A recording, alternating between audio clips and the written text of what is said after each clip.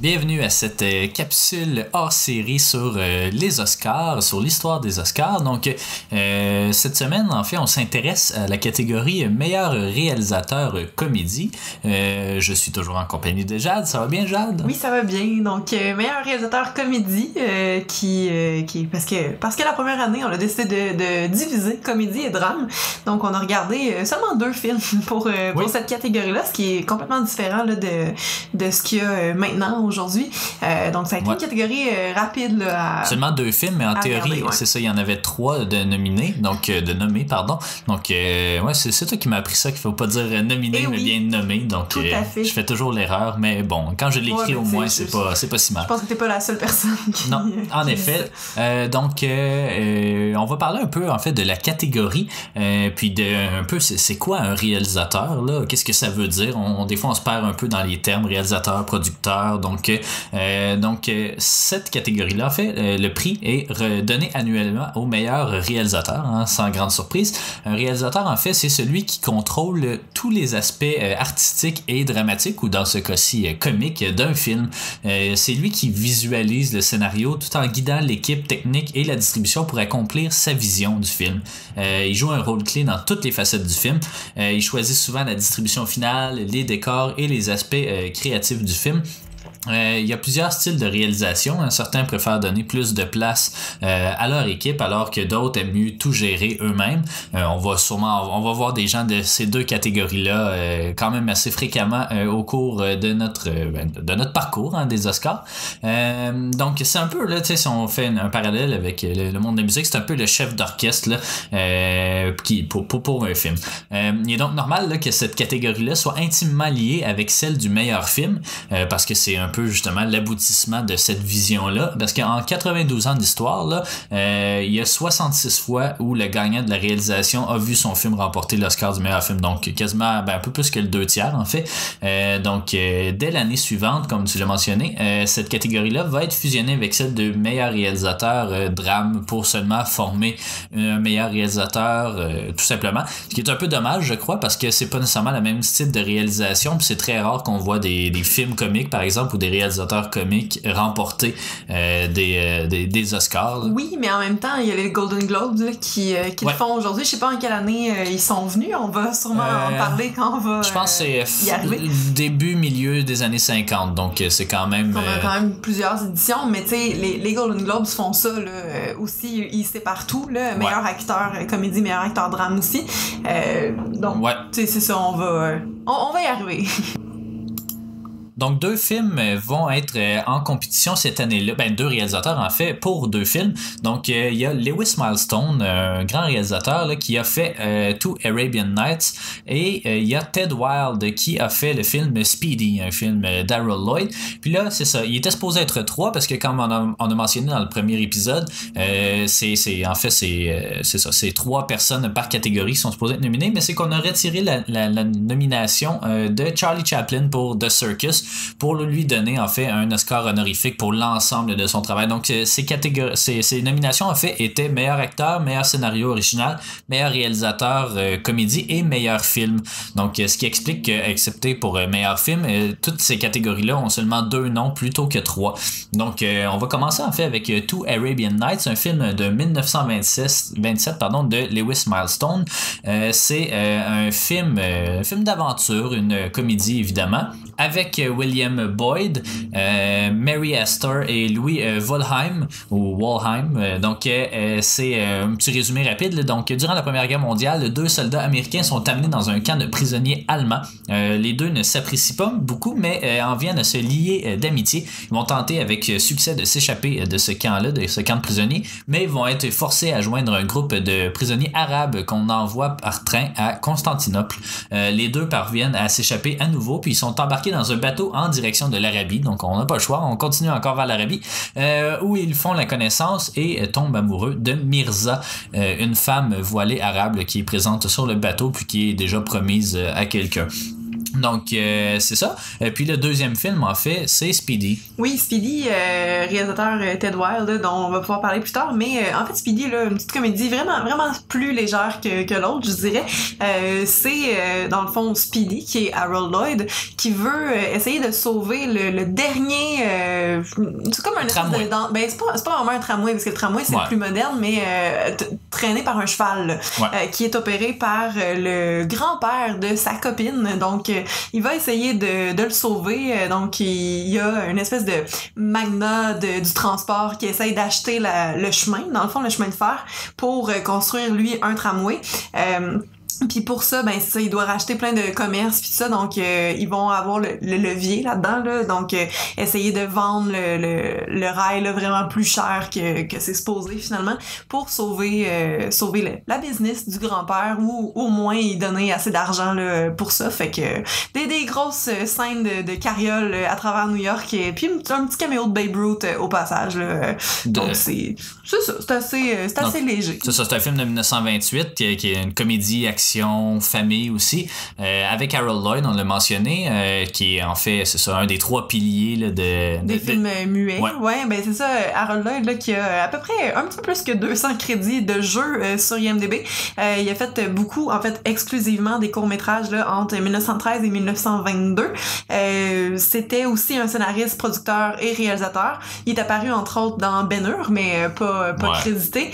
Puis il se nomme souvent Harold dans les films. Il y a son personnage justement de l'homme à lunettes, là, c'est ça, avec ses petites lunettes rondes, mais c'est ça, il fait partie des 3 piliers avec Chaplin et Buster Keaton. Tout à fait. Puis le reste de la distribution. Là. Ben, il y avait Anne Christie qui joue sa copine justement, Burt Woodruff qui était le grand-père, je crois, Byron Douglas qui est l'espèce de magnat, puis Babe Ruth qui joue son propre rôle dans le fond là, parce que Harold dans le film Speedy est un grand fan de baseball, donc pendant tout le film là, c'est vraiment super important, puis Babe Ruth est là pour ça finalement. Puis c'est un Criterion aussi, hein. Et donc, oui, c'est numéro 788 de Criterion, fait que pour nous ça va arriver dans vraiment longtemps en fait, mais c'est ça. Puis c'est le dernier film muet de Harold Lloyd, donc il fera pas beaucoup de films non plus parlants, il va se convertir un peu en photographe par la suite, à ce que j'ai lu, donc c'est quand même assez intéressant. Donc dans cette catégorie-là, en fait, celui qui a remporté, c'est Lewis Milestone. Donc juste rapidement parler de qui c'est. En fait, il est né en 1895 et mort en 1980. Son vrai nom était Lieb Milstein, en fait, c'est un russo-américain. Il est connu pour ce film-là, mais surtout pour All Quiet on the Western Front, qui est un des plus grands films de guerre de l'histoire, qui va gagner d'ailleurs meilleur film 2 ans plus tard. Il est connu aussi pour The Front Page, The General Died at Dawn, Of Mice and Men, le premier Ocean's 11 et Mutiny on the Bounty, mais bon, ça c'est assez problématique comme tournage. Là. Marlon Brando s'est imposé là-dedans, donc lui c'était un peu... Il a juste encaissé le chèque là, essentiellement. Il est arrivé aux États-Unis en fait juste avant le début de la guerre, de la première guerre. Il va aider à la réalisation de films d'entraînement de l'armée durant cette première guerre-là. Après, il est allé à Hollywood où il a été monteur et assistant réalisateur. Howard Hughes va lui donner ses premiers contrats justement, et il va participer aussi au fameux Hell's Angel, le fameux film en tout cas bien compliqué là, qui est le sujet en fait de The Aviator là, de Martin Scorsese. Il va surtout se faire connaître plus tard dans sa carrière pour être un des premiers à utiliser des caméras sur rail, hein. Aujourd'hui c'est quand même assez fréquent, pour donner une mobilité fluide à la caméra. Il a été blacklisté dans les années 40 et 50 là, ce qui va le faire retourner brièvement en Europe. Puis on parlait de Howard Hughes. En fait, le film To Arabian Nights a longtemps été considéré comme étant perdu jusqu'à temps que Howard Hughes meure et qu'on retrouve les bobines originales du film dans sa collection privée. Mais tu dis, on parlait de Howard Hughes, en fait, je le précisais parce que t'as mentionné L'Aviateur de Martin Scorsese, qui est un film sur la vie de Howard Hughes, mais c'est parce qu'on n'avait pas... on n'était pas rentré là-dedans, mais on parlait pas de Howard Hughes, mais bon, c'est le lien qui est fait, là. Exactement.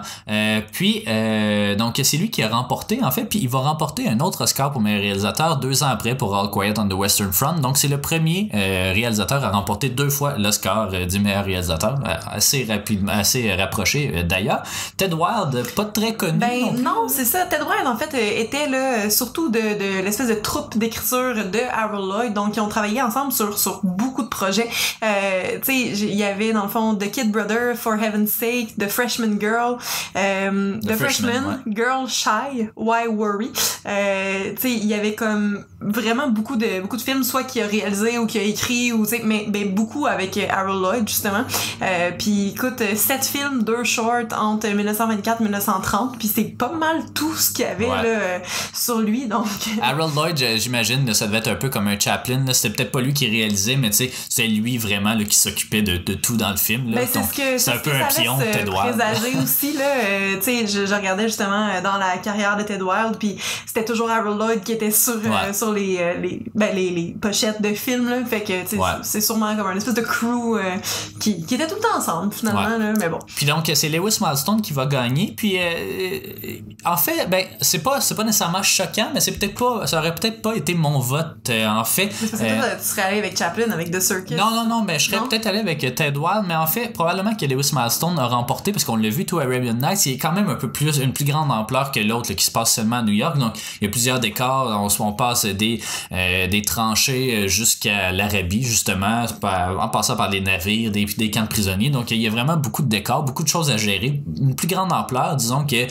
Speedy, là, je crois. Là, je pense que tu es d'accord aussi avec moi. Oui, dans le fond, Speedy, ça reste un film plus léger, là, moins de décors, moins d'action, plus concentré aussi au même endroit, moins de personnages. Mais il y a quand même beaucoup de cascades aussi, ce qui fait la... Oui, mais en fait, c'est surtout de filmer justement des scènes en voiture où puis ça va super vite, là, des films muets. Ça shake quand même beaucoup aussi. Mais c'est ça, puis l'affaire par contre, c'est qu'il y a vraiment moins de lieux, de décors, de personnages, tout ça.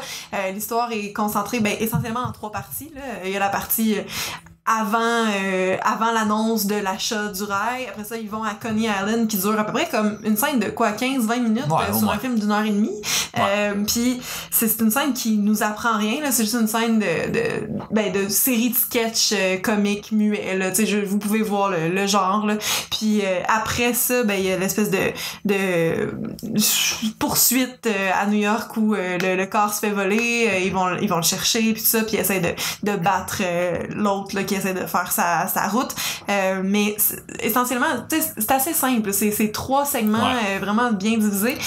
Mais ça aurait pu gagner justement pour les espèces de prouesses en voiture puis tout ça. Par contre, je pense que Two Arabian Nights avait plus d'envergure. Il y a des meilleurs plans aussi, là. Il y a un plan justement dans la tranchée où on voit tous les fusils qui sont pointés vers les 2 hommes dans la tranchée. En tout cas, il y a un beau plan superposé aussi de la tranchée. C'est ça, il y a celui d'en dessous puis celui de par-dessus aussi. Puis je pense que justement pour tout ce que ça implique, ce tournage-là, justement toutes les parties du film, dans le fond, il y a beaucoup plus d'action, il y a beaucoup plus de lieux. C'est pas choquant, on n'est pas à la même place. Non, c'est pas choquant qu'il ait remporté, mais par contre, je crois là, que Speedy est un meilleur film. C'est d'ailleurs lui qu'on se souvient le plus, je crois. Bon, il est rentré dans la collection Criterion, il fait partie, c'est Harold Lloyd, veut pas.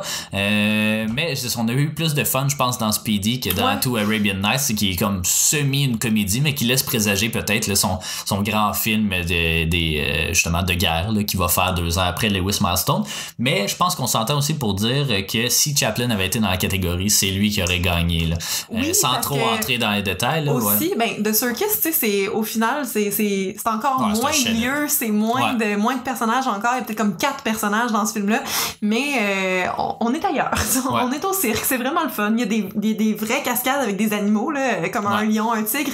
Je sais pas comment ils ont fait ça, mais il est vraiment là avec eux. Puis c'est plus drôle. C'est Chaplin, il joue tellement bien. Il joue des pantins qui se tournent comme dans une espèce d'horloge. On pourrait en revenir dans le meilleur acteur, là, mais c'est ça, au niveau de la réalisation, c'est pas nécessairement des scènes de grande envergure, mais tout est bien fait. Il n'y a pas beaucoup de mouvements de caméra, là, c'est assez fixe. Oui, c'est vrai. Mais n'empêche que c'est ça, il y a quand même le don de bien mettre en scène une scène, ou en tout cas un segment. Donc, probablement, c'est ça, c'est ce qui explique probablement pourquoi on l'a retiré, parce qu'il aurait peut-être gagné 4 ou 5 Oscars cette année-là, ce qui est dommage parce qu'aujourd'hui on fait plus ça. C'est arrivé, il y en a plein là, des films qui ont gagné 12, peut-être 15 catégories. Non, le maximum c'est 11, mais non, c'est ça. C'est vraiment dommage parce que Chaplin aurait gagné, mais c'est ça. Lewis Milestone quand même, un haut fait d'armes, puis ça laisse présager une belle carrière. Là. C'est un de ses premiers films, To Arabian Nights, donc Ted Wilde, c'est ça, c'était il était bien moins connu que Lewis Milestone en tout cas dans l'histoire. Donc c'est ça, c'est pas choquant, mais voilà. Donc Voilà, c'est tout pour cette catégorie-là de meilleur réalisateur comédie. Donc, retrouvez-nous la semaine prochaine pour une autre capsule. Merci beaucoup. Merci.